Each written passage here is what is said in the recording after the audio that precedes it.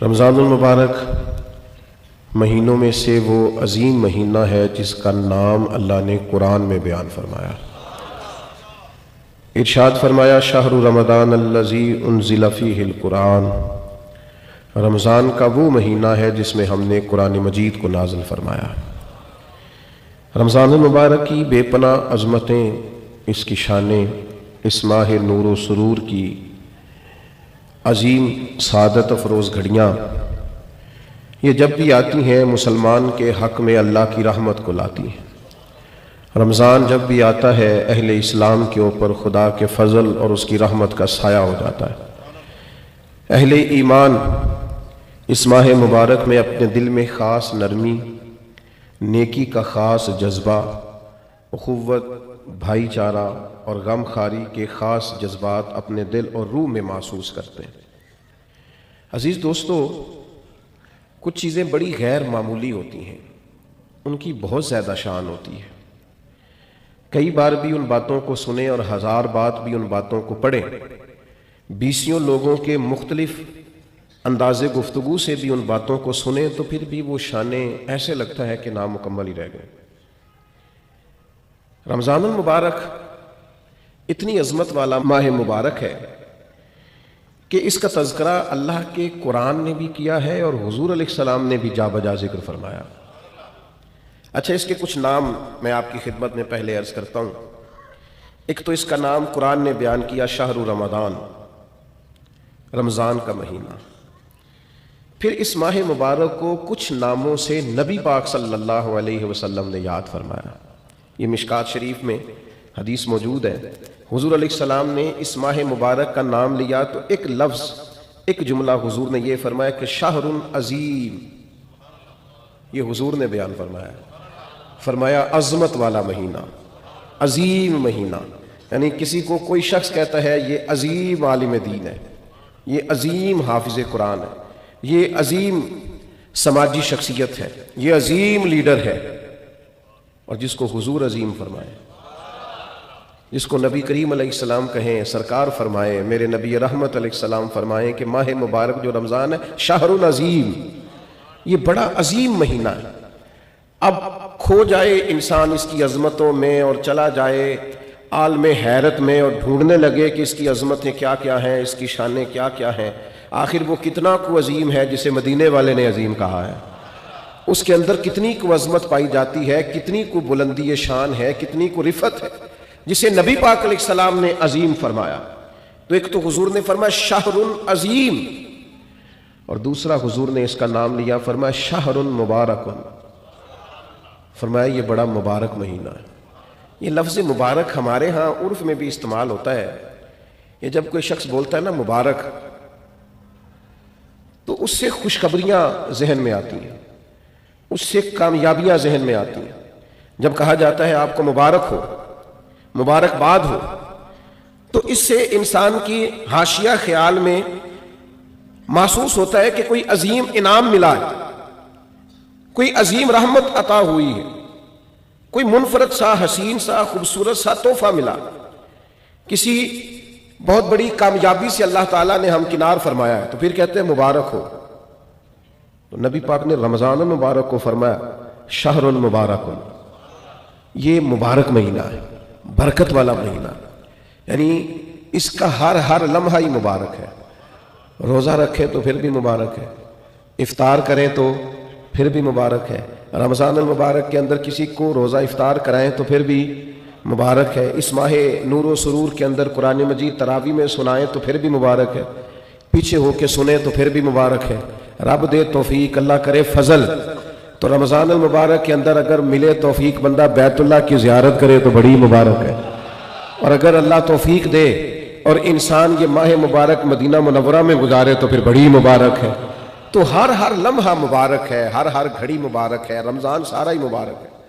پہلا عشرہ بھی مبارک ہے، درمیان والا بھی مبارک ہے، آخری بھی مبارک ہے، تاک راتیں بھی مبارک ہیں، لیلۃ القدر بھی مبارک ہے۔ تو حضور نے فرمایا شہر مبارک، یہ کیا ہے؟ مبارک مہینہ ہے۔ کون سا مہینہ ہے یہ؟ جتنے لوگ مایوس ہیں نا کسی بھی وجہ سے، خدا نہ خواستہ پریشان ہے کسی بھی وجہ سے، محسوس کرتے ہیں ہم پیچھے رہ گئے کسی بھی وجہ سے، تو وہ یوں سمجھ لیں کہ یہ وہ مہینہ آ گیا ہے جس میں مبارک ہی مبارک ہے، جس میں کرم ہی کرم ہے، عطا ہی عطا ہے۔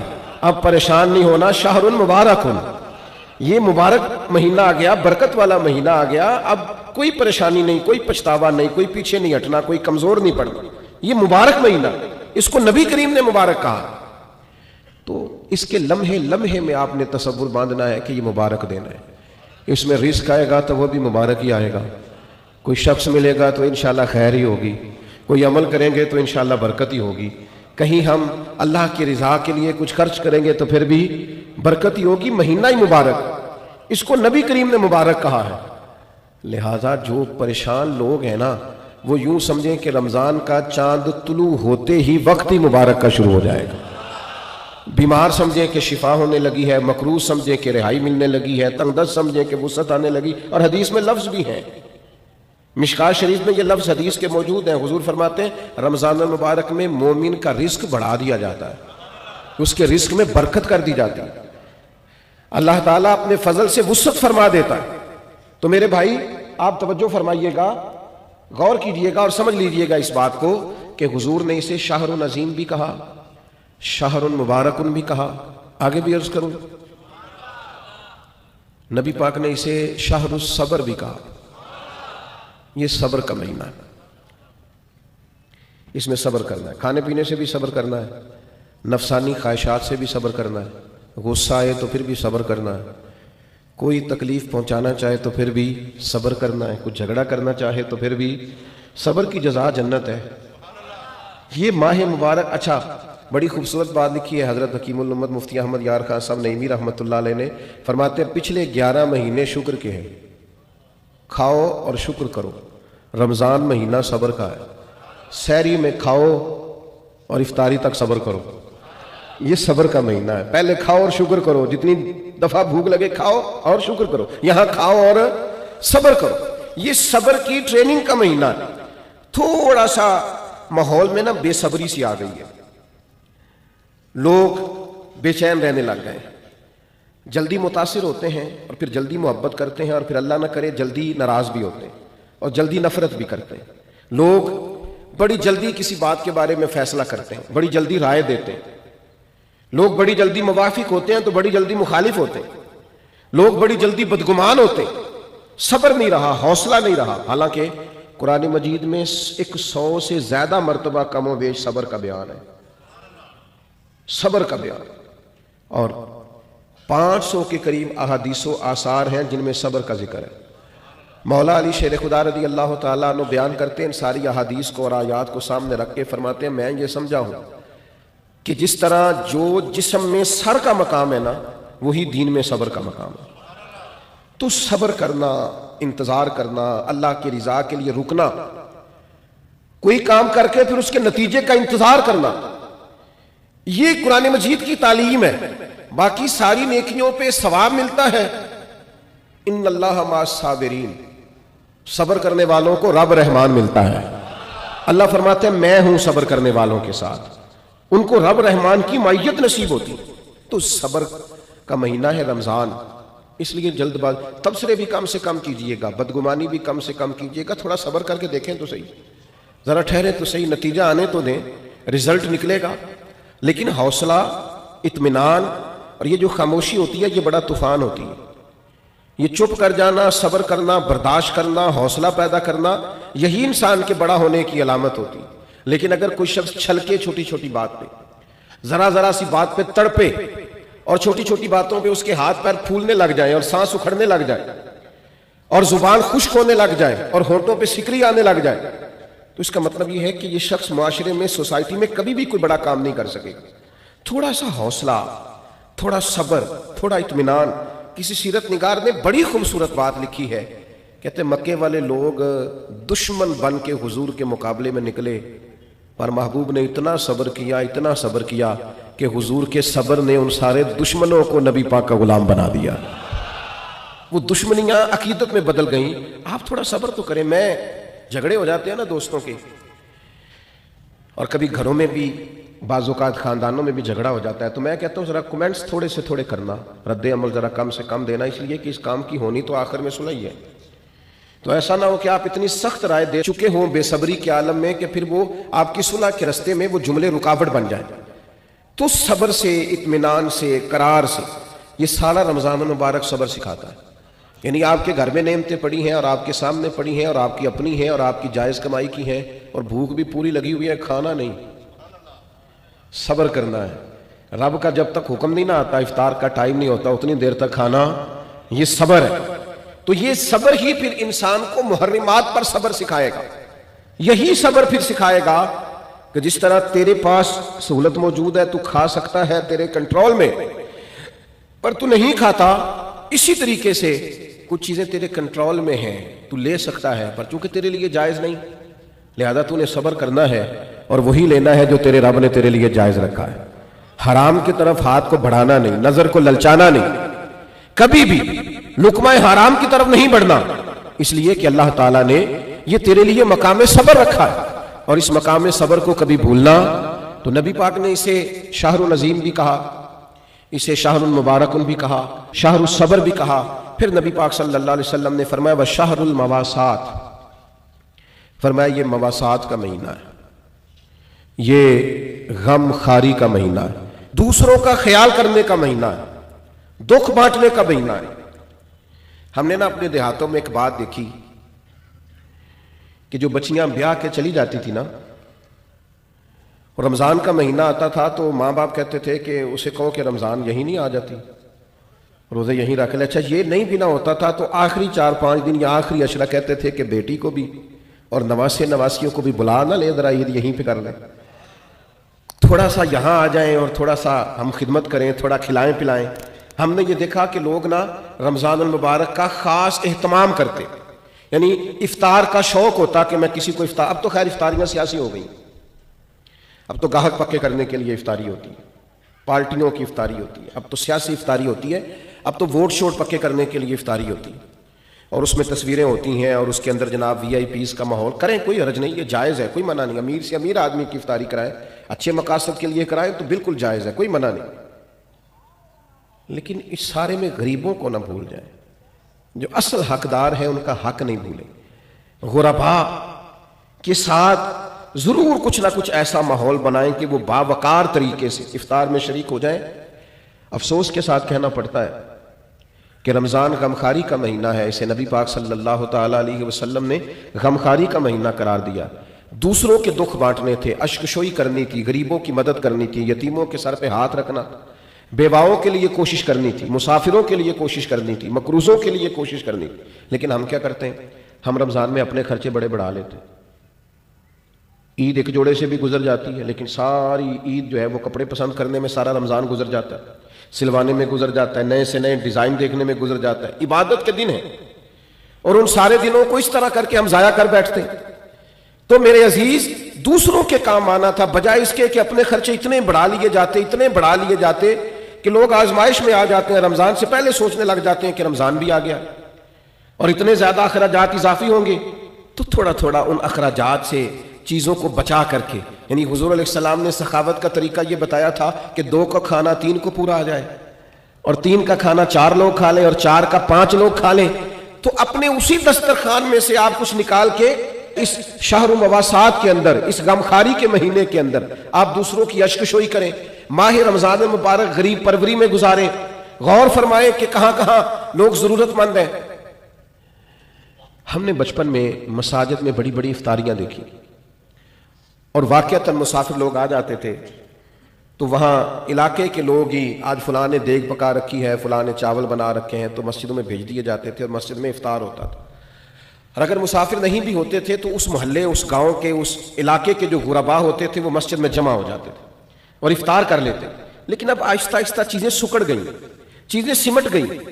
ہمارے اپنے معاملات اتنے انفرادی سے ہو گئے ہیں، ہر آدمی کی ایک مخصوص سی پسند ہے، مخصوص سی چیزیں وہ کھاتا ہے، اس میں وہ اپنے آپ کو جینا اور اپنے آپ کو رکھنا بہتر جانتا ہے. وہ اٹھ کر اپنی ذات سے اوپر سوچنا گوارا ہی نہیں کرتا. میرے عزیز، یہ غمخاری کا مہینہ ہے. کیا حسین لفظ ہے حدیث میں. صحابہ فرماتے جب رمضان آتا تو حضور قیدیوں کو آزاد کرتے، ہر سائل کو عطا کرتے، نبی پاک بانٹتے، دیتے، ہر ایک کو نوازتے. ہمارے ہاں لائنیں لگتی ہیں، زکوٰۃ لینے والوں کی، اور جناب جو دینے والے ہیں وہ بگڑ جاتے ہیں، کہتے ہیں آپ 9 بجے ہی آ گئے، سونے بھی نہیں دیتے، اور پھر یہ کہ آپ وہ تو نہیں جو پہلے بھی آئے تھے، اور دوسرا یہ کہ آپ اگر ترتیب سے کھڑے نہیں ہوں گے تو میں بھگا دوں گا سب کو، کچھ بھی نہیں ملے گا۔ سچ بتانا جب اللہ نے ہمیں دیا تھا تو لائنوں میں لگا کے دیا تھا، سچ بتانا جب اس نے ہمیں دیا تھا تو یہ رویہ تھا۔ کسی درویش سے کسی نے کہا تھا میرا دل تو کرتا تھا اللہ کے رستے میں خیرات کروں پر کوئی مستحق نہیں ملتا، تو شیخ مسکرا پڑے، تو کہا حضرت آپ کے مسکرانا بڑا معنی خیز ہے، آپ کیوں مسکرائے؟ تو فرمانے لگے پہلے تو بتا، جو اللہ نے تجھے دیا تیرا حق بنتا تھا؟ تو جب رب نے تجھے دے دیا ہے حالانکہ تو حقدار نہیں تھا تو پھر ٹٹولتا پھرتا ہے، تھرمامیٹر لیے پھرتا ہے؟ جس کی سمجھ آ گئی ہے تجھے غریب ہے تو دے اللہ کی رضا کے لیے۔ لیکن وہ رویوں کی تلخی، مزاج کی ترشروئی، میں اقرار کرتا ہوں اس بات کا بھی کہ بہت سارے غربا اس مہینے میں دھندے بھی بنتے ہیں، آٹا خیرات میں لے کے دکانوں پہ بیچا بھی جاتا ہے، یہ ساری چیزیں دیکھنے کو، سننے کو، پڑھنے کو ملتی ہیں، لیکن میرے عزیز آپ یہ ساری چیزیں دیکھ کے کیا خیرات کرنی چھوڑ جائیں گے؟ ان رویوں کی بنیاد پر کیا آپ یہ کام کرنا چھوڑ جائیں گے؟ اللہ کی رضا کے لیے دینا ہے تو خوب دینا ہے۔ اس ماہ مبارک کو نبی پاک علیہ السلام نے غمخواری کا مہینہ قرار دیا ہے، خوب اللہ کے لیے۔ ہمارا اسی جگہ دسترخوان لگتا ہے سحری اور افطاری کا، کچھ لوگ آ جاتے ہیں، سڑک پہ جانے والے غریب رکشہ ڈرائیور آ جاتے ہیں، یہاں کچھ لوگ مزدوری کرنے آئے ہوئے ہیں وہ آ جاتے، تو ظاہر ہے ادارہ زیر تعمیر تھا، ہم اتنے اخراجات افورڈ نہیں کرتے تھے، لیکن وہ چند لوگوں کے لیے دسترخوان لگتا طلباء کے لیے، تو وہ لوگ خود آ کے بیٹھنے لگے، پھر وہ 50، پھر 60، پھر وہ ایک دن ایسا آیا کہ 1100 لوگ ہو گئے۔ تو یہ دوست مجھے کہنے لگے کہ ہم کیسے کر کے ان کو چلائیں؟ تو میں نے کہا سچ بتاؤ ان پوری صفوں میں تم نے کوئی امیر بھی بیٹھا دیکھا ہے؟ کوئی مالدار، کوئی گاڑی والا، کوئی پراڈو والا تم نے دیکھا ہے بیٹھا؟ کہنے لگے نہیں۔ تو میں نے کہا پھر یہ اللہ نے مہمان بھیجے ہیں تو اللہ ان کا رزق بھی بھیجے گا، پھر تم اللہ کی رضا کے لیے ان کے لیے کچھ نہ کچھ پکا ڈالو۔ یہ جو چپکے سے آ کے چھپ کے، اور بعض میں نے ایسے لوگ بھی دیکھے جو اوپر کپڑا رکھتے ہیں اور آ کر کے بیٹھتے ہیں، سفید پوشی کا بھرم رکھنا بڑا ضروری ہوتا ہے، اور دروازے پہ آئے کو خالی نہ بھیجنا یہ بڑا ضروری ہوتا ہے، اور جب کوئی امید لگا کے آ جائے اور اس کی امید کو توڑ دینا یہ بڑا تکلیف دہ ماحول ہوتا ہے۔ لیکن ہم نے تو کواڑ اندر سے بند کر لیے، ہم نے تو ہر چیز میں اقربا پروری بنا لی، ہم نے تو ہر بانٹنے کو، ہر دینے کو سیاسی رنگ دے لیا۔ خدا را یہ غمخواری کا مہینہ ہے، پلٹ کے دیکھنا یتیموں، مسکینوں، غریبوں کو جو چپ ہیں، جو بولتے نہیں، جو عید سے قبل میاں بیوی مشورہ کرتے ہیں کہ ہمارے کپڑے نئے ہیں بس بچوں کو لے کے دے دیے جائیں، ہماری خیر ہے، میرا جوڑا ٹھیک ہے، میں گزارا کر لوں گا، یہ فلانی شادی پہ لیا تھا، تو بچوں کا سوچ۔ گندم امیر شہر کی ہوتی رہی خراب، اور بچی کسی غریب کی فاقے سے مر گئی۔ او بھائی یہ فرق مٹانا پڑے گا، یہ جو بہت زیادہ تفریق ہے، یہ ماہ نور و سرور آیا ہے، اس میں ارادہ کریں۔ اور میری اپیل ہے ان لوگوں سے جو راشن بانٹتے ہیں، جو کسی کے گھر میں کچھ پہنچاتے ہیں، وہ رمضان کا انتظار نہ کریں، رمضان سے 2 دن پہلے پہنچا دیں۔ اور میں ذمہ داری کے ساتھ آپ سے وعدہ کرتا ہوں کہ آپ رمضان کی نیت کر کے رمضان سے پہلے دیں، اللہ رمضان جتنا اجر عطا فرمائے گا، لیکن پہلے سے یہ کام کریں، اشک شوئی کریں۔ 2 باتیں آپ کی خدمت میں عرض کرنی ہے۔ ایک تو رمضان المبارک کا قرآن مجید سے بہت زیادہ تعلق ہے، بہت زیادہ، اس لیے کہ قرآن مجید کہتا ہے شہر رمضان الذی انزل فیہ القرآن، رمضان کا وہ مہینہ جس میں ہم نے قرآن مجید نازل فرمایا ہے۔ حضرت امام اعظم ابو حنیفہ رحمۃ اللہ علیہ کا طریقہ یہ تھا کہ آپ ایک سپارہ قرآن مجید کا گھر میں پڑھتے تھے، ایک مسجد میں پڑھتے تھے، ایک رات کو تراویح میں پڑھتے تھے، ایک گھر میں اور ایک مسجد میں اور ایک رات تراویح میں۔ تو کتنے قرآن مجید ختم ہو گئے رمضان میں؟ 3۔